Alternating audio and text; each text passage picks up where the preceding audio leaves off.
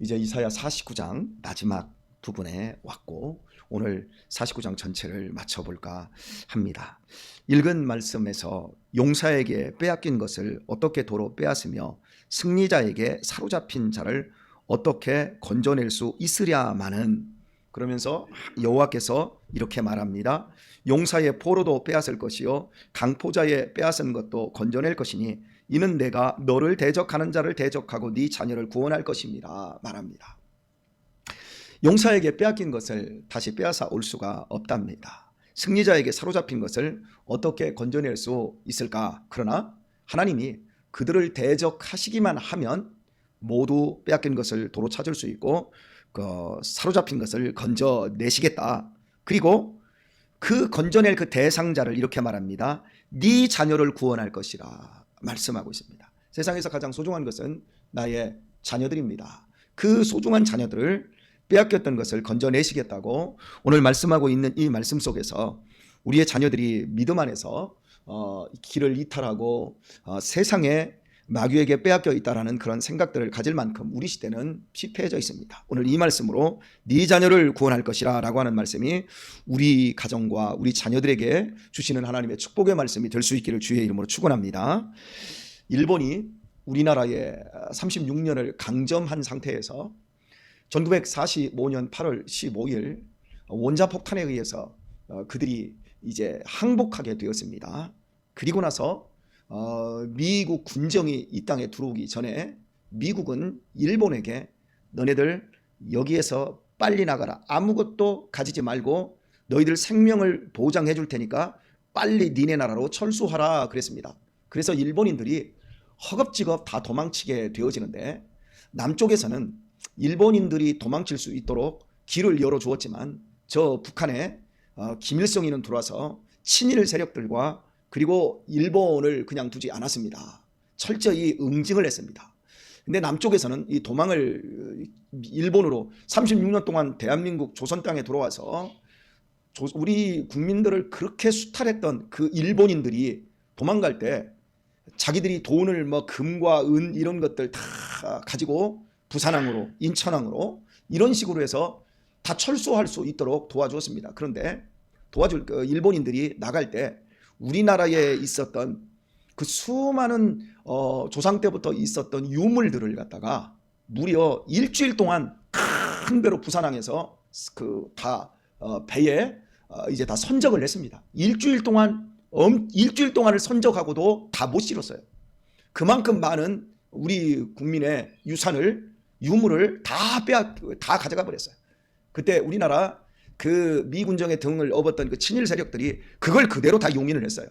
그래서 일본으로 우리나라에 있는 그 유물은 지금 다 복원한 거고, 그리고 금과 동 이런 제품 나무로 이렇게 돼가지고 소유할 수 있는 이런 그 우리나라의 전통 유물은 일본에 다 있어요. 우리나라에는 몇 개 없어요. 그 정도로 일본이 우리나라 걸 36년 동안 들어와서 저 무덤 다 팠어요.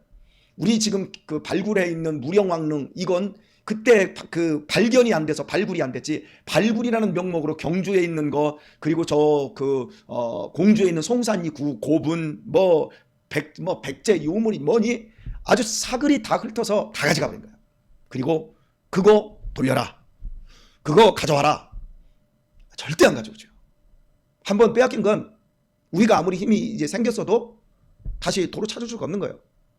우리나라의 최초의 직지, 이건 지금 프랑스의 루브르 박물관에 있지요. 안 돌려줍니다. 미국도 우리나라에 쳐들어왔을 때 그 신미양요 때 우리나라 그 어제연 장군의 그 깃발 그거 돌려달라, 안 돌려주고 잠깐 너희들한테 빌려줄게, 우리 건데 잠깐 빌려와서 서울에서 그 어제연기 그 전시회 잠깐 하는 거예요. 돌려받지 못해요. 이게 국제법이에요. 법을 얘기하고 있는데 실은 법대로 하지 않습니다. 누구의 마음대로 합니까? 강대국들의 마음대로 하고 있습니다. 이게 현실이에요. 그런데 우리 자녀들을 빼앗겨요. 우리 자녀들을 세상에 다 빼앗기는 거예요.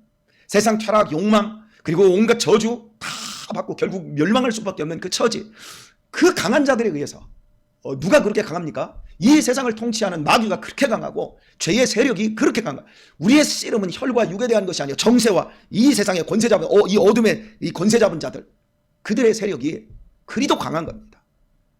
내 자녀라 할지라도 부모가 모든 걸 다 바쳐서라도 그들을 끄집어내고 싶고 다시 빼앗아 오기를 원하지만 이건 불가능한 일입니다. 더 강해야만이 빼앗아 올 수 있는 거죠. 그런데 우리는 강하지 않습니다. 인간이 얼마나 약한데요. 본문의 이 말씀은 이스라엘 백성들을 하나님께서 바벨론으로 포로로 끌려가게 하셨지요. 바벨론이 강해서 끌려가는 것이 아니라 이스라엘 백성들이 정신을 못 차리니까 그렇게 바벨론에 빼앗겨서라도 하나님의 사람들을 정신 차리게 하시고 당신의 자녀로 백성으로 훈련하셔서 돌아오게 하시려는 계획 가지고 하나님께서 이스라엘 백성들을 바벨론에 빼앗기게 하셨습니다. 그런데 하나님께서 때가 되어 이제 내가 그 너희들이 보기에 거의 불가능할 상대인 그 바벨론을 내가 직접 대적하겠다. 그리고 내 자녀들을 도로 찾고 내가 빼앗아 올 것이다. 이렇게 하나님이 약속하고 있는 겁니다. 세상 사람들은 사탄의 세력에 결박되어 있습니다. 꼼짝 못하고 있습니다. 감히 자기 힘으로 하나님을 믿을 수 없습니다. 누군가가 도와준다고 해도 하나님을 믿는 것은 거의 불가능합니다. 누군가가 그들 가운데서 내가 예수님을 믿기로 결심했습니다. 이러면 4촌에 8촌까지 달라붙어서 믿지 못하게 합니다. 결국 자기 자신이 믿는 것의 가장 큰 방해자입니다. 우리가 예수님을 구주로 영접하고 우리의 중심에서부터 하나님을 의지하고 사랑할 수 있게 된 것은 하나님이 붙들렸던 우리를 그 강한 손으로 끄집어내시고 빼앗으셔서 우리를 건져내셔서 이 자리에 우리를 불러내신 겁니다. 그 사람들만 우리가 하나님의 백성으로 하나님을 믿고 있는 겁니다. 이 세상에 온갖 좋은 것은 사탄의 자녀들이 다 차지하고 있습니다. 돈, 명예, 권력, 이 많은 것들을 세상이 다 움켜쥐고 예수님에게도 유혹했습니다. 내가 이거 나한테 절하면 내가 다 줄게. 그러자 예수님께서는 아주 과감하게 말씀하셨습니다. 사람이 떡으로 사는 거 아니다. 사람이 하나님의 입으로 나오는 말씀으로 사는 거다. 나는 주 너희 하나님을 시험하지 말라. 나는 하나님만을 경배할 것이다. 이러면서 그 세상이 예수님에게 주려고 했던 그것들을 예수님은 과감하게 버리시고 나는 오직 하나님만 섬기겠다. 이걸로 그 유혹을, 시험을 이겨내는 그 장면을 보십니다. 여러분, 세상에 우리가 보기에 아무리 좋은 것들이 세상에 다 있다 할지라도 그것은 진짜 배기가 아닙니다. 여러분, 그것은 모두 신기루에 불과한 겁니다. 여러분, 우리가 교회라고 이야기할 때, 우리 송탄 장로교회라고 얘기할 때 눈에 보이는 것이 교회가 아닙니다. 눈에 보이는 것은 잠깐일 뿐입니다. 우리 교회 할 때 지금 이 건물, 이건 지금 다 쇠해가고 있는 것입니다. 진짜는 교회는 무엇입니까? 하나님께서 부르신 사람들, 세상으로부터 당신의 강한 손으로 예수 그리스도의 십자가의 대속의 피를 가지고 다 끄집어내시는 겁니다. 그리고 그 사람들이 날마다 하나님의 말씀으로 더욱 새로워지고 그의 영혼이 천국에 들어가서 하나님의 나라를 유업으로 이어받을 사람으로 온전해지는 사람들, 바로 그 사람들이 교회입니다. 오늘 우리들이 코로나 시대에 지금 당하고 있는 사람들이 60만 명이 빠져나갔습니다. 여러분, 지난 2년 동안 60만 명, 지난 10년 동안 한국교회에 140만 명이 빠져나갔는데 지난 1년 반 동안에 60만 명이 빠져나갔습니다. 우리가 그런 것들을 보면서 참 마음 아파하고 슬퍼하지만 이 교회의 현실을 예수님이 정확하게 말씀할 때 가라지도 섞여 있고요, 쭉정이도 섞여 있고요, 그 중에 알곡은 얼마 되지 않는다 했습니다. 양과 염소가 다 섞여 있습니다. 그래서 이 코로나로 말미암아 진짜가 누구인지, 누가 하나님을 정말 경외하고 누가 하나님의 참된 백성인지를 하나님은 우리들에게 다 보여주고 있어요. 참 감사한 건, 저 신앙생활 저렇게 해도 될까? 왜 저거 끊지도 못하고 저렇게 하나? 이런 사람들이 오히려 이 코로나 속에서 꿋꿋하게 믿음의 삶을 살아가는 걸 다 보면, 이야, 참 사람의 눈으로 판단할 일이 아니다, 이런 생각이 들고, 어떤 사람은 직분도 굉장히 좋고 그런데 교회도 안 나오고 예배에 관심도 없고 헌금도 하나 드리지 않고 교회가 죽든 말든 이렇게 되어지는 걸 딱 보면서, 야, 참 사람의 눈으로 이 신앙을 판단할 일이 아니다, 이런 것들을 우리가 지금 다 깨달으면서 진짜 복, 지금 이 코로나로 말미암아 하나님께서는 우리들에게 교회가 무엇인지, 부름받은 사람들의 모임이 교회입니다. 사람이 모임이에요. 사람이 교회이고. 그래서 우리가 하나님의 말씀을 가지고 하나님의 백성으로서 세상의 때를 다 벗겨내고 진짜 백이 복을 가지고 그 복으로 우리 자신들이 새로워지고 있는 그 과정, 그것이 오늘 우리들에게 극명하게 드러나고 있는 것입니다. 여러분, 하나님은 세상의 가짜를 다 아시고요, 우리에게 진짜 백이를 주십니다. 진짜 백이 복은 교회에 다 있어요. 생명이 교회에 있고요, 평안이 교회 안에 있고요, 참된 안식이 우리 예수님 안에 있는 줄 믿습니다. 이런 것들은 세상에 없어요. 여러분, 직업군을 180개로 분리했던 20년 전에 직업 그 군 중에서 그 자기 직업의 불행감, 행복감을 못 느끼는 제일 꼴찌 중에 179등이 의사였어요. 의사들이 돈이 얼마나 많습니까? 의사들이 얼마나 직업이 안정적입니까? 그런데 179위, 오진하면 오진해서 스트레스 받고, 사람이 안 오면 안 와서 스트레스 받고, 사람이 많이 오면 많이 와서 스트레스 받고, 공부 무진장하잖아요. 의사 되기 위해서. 의사에 줘서 일반 의와 전문의가 있어요. 전문의는요 4년 6년 7년 한 10년 정도 되면 일반 의사가 돼요. 근데 일반 의에서 또 수련 과정을 거치고 그래가지고 한 17년 한 18년 공부해가지고 전문의가 돼요. 공부 무진장해. 돈 엄청나게 들어요. 위에 선배 의사들에게 스트레스 엄청 받으면서 그거예요. 그런데 행복이 없는 거예요. 진짜 복이 없는 거예요. 여러분, 정치인들, 검사들, 이런 사람들 보세요. 여러분, 그 사람들이 진짜 있으면 그렇게 사람들이 그러겠습니까? 사람들이 상대방에게 하는 행동을 보면 그 사람이 행복한지 안 행복한지를 아는 거예요. 자기에게 따뜻하지 않은 사람, 자기에게 여유가 없는 사람은요, 남에게 따뜻하게 안 해요. 남에게 절대 여유롭게 안 해요. 정말 여러분, 우리가 직업이 어떻든 간에 내 삶의 지위가 어떻든 간에 그 사람이 다른 사람에게 따뜻하게 대하고 저 사람이 좀 넉넉하게 대하고 이런다면 그 사람은 행복한 사람이고, 저 사람이 아무리 직업이 좋고 좋은 옷을 입고 좋은 차를 타도 자기밖에 모르고 사람이 차갑다? 그러면 그 사람은 인생의 실패자가 진짜를 안 가지고 있는 거예요. 여러분, 이 신앙생활 하면서도 교회 안에서도 말 한마디 가지고 꼬투리 잡는 사람들이 있어요. 여러분, 그 사람은 자기 내면이 약하기 때문에, 자기 내면이 허하기 때문에 그런 거예요. 그런데 무슨 얘기를 해도 참 진심으로 받아들이고, 이렇게 농담하고 이렇게 한마디 툭 건드려도 참 해도 자기 자신이 행복한 사람은 절대 시험에 안 들어요. 그런데 그 자기가 약한 사람은 그냥 말하면서도 탁탁 뭐든지 가슴이 탁탁 막히고 이러면서 넘어지고 쓰러지는 거죠. 진짜 배기를 못 가져서 그래. 진짜 배기의 그 맛을 못 느껴서 그런 거예요. 예수님이 이 땅에 오셔서 얼마나 욕을 먹고, 얼마나 뺨을 맞고, 얼마나 주먹으로 얻어맞고, 얼마나 얼굴에 침뱉음을 당하고, 그 가운데서도 그냥 도살장에 끌려가면서도 그냥 입 딱 다물고 편히 가는 그런 모습들을 우리가 보십시오. 왜? 진짜 배기를 가졌으니까. 진짜 배기를 가진 사람이 세상으로부터 구원받은 사람인 거예요. 평안하십니까? 행복하십니까?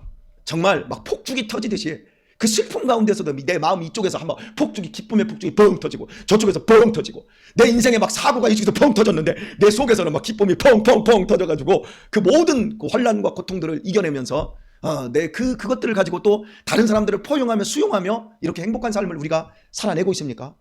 오늘 우리 자신들을 돌아보면서 하나님, 더욱더 기쁨으로 충만한 믿음의 사람 되게 해주옵소서. 여러분, 이러한 그 삶을 우리가 기도해야 될 것입니다. 제가 지금까지 우리 그 노인분들 제가 설교를 이제 한 12년째 하고 있는 것 같은데요. 어제 제 12년간의 그 노인 사역 가운데 어제가 가장 기쁜 날이었던 것 같아요. 그동안 제 설교를 들으면서 우는 분도 많고, 그 말씀이 너무 좋아가지고 막 싱글벙글하고 막 이런 분들도 참 많았는데, 어제 한일 노인 주간 보호센터에 할머니가 한 분 계시는데, 그분이 이제 80이 채 안 되신 할머니세요. 그런데 그분이 등급을 어떻게 4급을 받았는지 몰라요. 요즘 멀쩡한데도 등급 받잖아요. 그죠? 그분은 인지가 좋고 걸음걸이도 좋고, 그런데 왜 거기에 와 계신지를 제가 이해를 못 하겠어요. 요즘 다 등급 받기 위해서 부모님한테 생각 안 난다, 뭐 한다, 이렇게 해가지고 등급 받으라고 시켜서 이 사람이 등급을 받았어요. 근데 이 사람이 고학력자예요. 많이 배운 사람이에요. 근데 이분이 불교인이에요. 그 집에 이렇게 불상을 한 이 정도만한 거 불상을 갖다가 거실 중앙에 모셔놓고, 불교에 있는 그 탱화 있잖아요. 불교의 그림을 탱화라고 하는데 집에 탱화로 도배해놓고 이렇게 사시는 분이래요. 저는 그 집에 안 들어갔으니까. 근데 이분이 지금 여기에 오신 지가 한 2년 됐어요. 2년 됐는데 제가 설교하면 눈을 이렇게 그냥 감아요. 그냥 이렇게 감고 있어요. 그렇다고 해서 이 사람이 배운 사람이니까 나 싫어 뭐 이렇게 하지도 않고 그냥 눈 감고 이러고 들어요. 듣는데 어느 날부터 이 양반이 눈을 떴어요. 그러면서 고개를 끄덕끄덕 하더라고요. 그러더니 또 어느 날부터 제 설교하면 맞아 맞아. 뭐 이러는 거요. 그러더니 몇 주 전부터 이 양반이 그냥 제가 설교하면 어느 순간에 딱 부딪히면 막 눈물을 흘리면서 울어요. 근데 어제는 제 설교를 하는데 조금 셌어요. 좀 세기도 하고 하나님의 그 사랑의 풍성함 그걸 어제를 쫙 얘기를 해줬어요. 그리고 지지난주에는 천국의 크기를 얘기를 해줬어요. 천국이 얼마나 큰지. 천국이 1만 2천 스타디온입니다. 천국의 바닥 면적이 인도 땅만 씁니다. 이게 정 6면체로 되어 있어요. 그러니까 위로도 2만 2천이에요. 이걸 3층 높이로 하면 80만 층이에요. 거기 한 층에 사람이 들어간다 그러면 한 층에 10억 명씩 들어가요. 그러면 위층까지 80만 층이니까 80조 명이 들어갈 수 있는 어마어마한 크기의 천국을 물리적으로 하나님이 우리에게 만들어 놓으시고 설명을 하는 이걸 딱 얘기해놓고 천국에 들어갈 사람을 어지간하면 다 붙여준다. 어지간하면 다 붙여준다. 이러면서 설교를 했어요.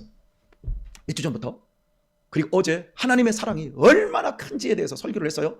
그리고 나서 다 예배를 마쳤는데 훌쩍 우시더라고요. 그러더니 제가 이제 마지막에 이제 어르신들 제가 손 한 번씩 잡아주고 악수를 한번 해요. 근데 악수를 딱 하는데 저한테 그러더라고요. 막 울면서 목사님 나도 예수 믿어도 될까요?